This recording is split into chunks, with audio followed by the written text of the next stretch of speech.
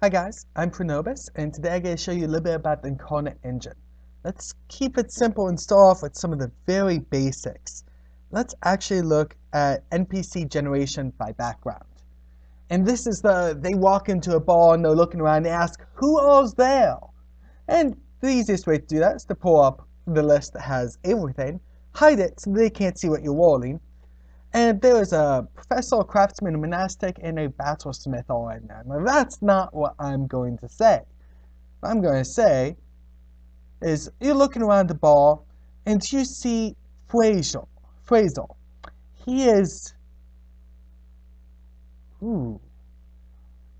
he is this middle-aged adult with flawless skin and piercing eyes. At 5'4" tall and 117 pounds, he's relatively narrow, but by golly, he has this air of command and power about him.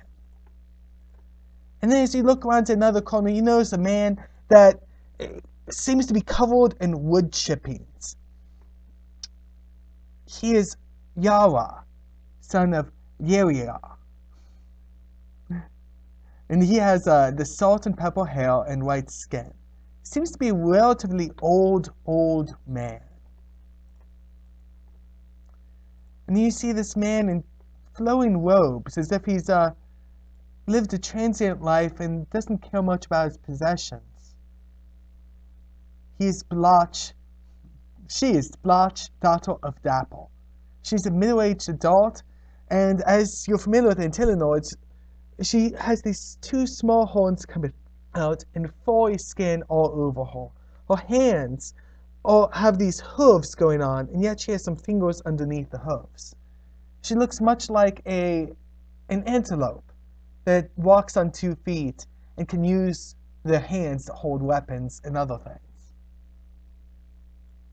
And finally, as you look around the room, you notice someone that is filled with wisdom and discernment. Just the way they hold themselves, you can tell this is a person that is used to authority and command. It's Nicole, daughter of Udon. And she has this lustrous chestnut brown, this red-brown hair, flawless skin, and whenever she looks at you, you feel like her eyes are piercing you to the center of your core. Anyways, so that's just the very basic introduction as they walk in, and now it gives me all of this data on each and every one of them. It gives me their class and all of their stats, the CR, and all of the attributes under that. It even gives me some interesting NPC traits and some other things. It gives me their personality that's nice and fleshed out, so I can understand that this battlesmith has been through countless battles, and yet they've not had their faith shaken their allies. So this person is loyal to a fault. If you win their loyalty, you are golden. But if you come against one of their friends, by golly, is that going to cause issues. So at the very basic level, it lets you generate tons of people, and you're like, cool, but we're in a dwarven city. What's with all the Suva and other stuff? We don't want those. But that's okay. It's easy enough to customize this so you gain what you want. And this looks like there's a lot here, and that's because this is very powerful and lets you do a lot of different things.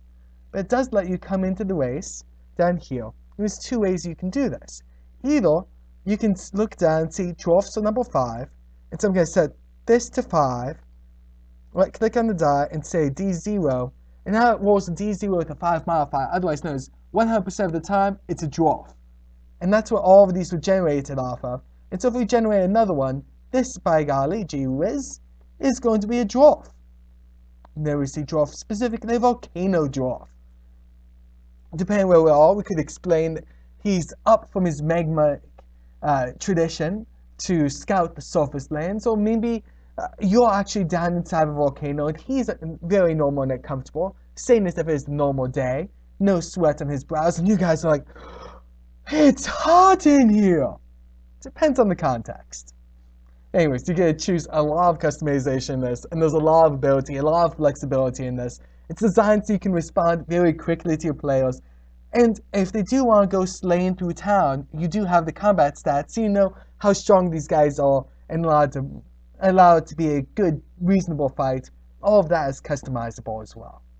Thank you guys for coming on out, if you're enjoying the Incarnate project, follow along with the channel, and also join us on Discord, where we'll teach you how to use the core software this is all built on, and we'll also allow you to join in with our games and maybe even get your hands on Incarnate as well. God bless you guys and have a great day. Bye.